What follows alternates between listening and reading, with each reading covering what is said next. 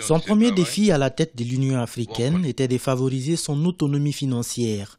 La Guinée a été l'un des premiers pays à adopter la taxe de 0,2% sur les importations en vue d'assurer à l'UA un budget à même de la rendre indépendante des financements extérieurs. D'autres défis comme la réforme de l'institution et la responsabilisation des chefs d'État membres sur des questions précises étaient également au rendez-vous.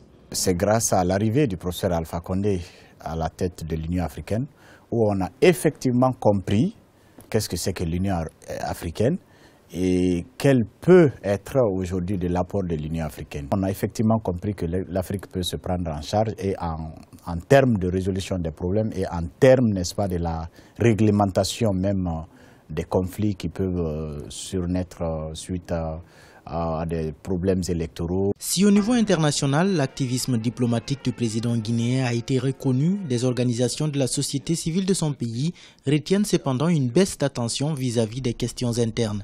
Les observateurs se félicitent cependant du retour de la Guinée sur la scène internationale grâce à l'engagement du président Alpha Condé. Il faut reconnaître aujourd'hui, dans tous les débats qui se sont tenus au niveau mondial, qui ont parlé des intérêts des continents, l'Union africaine a été invitée et à la personne du professeur Alpha Condé.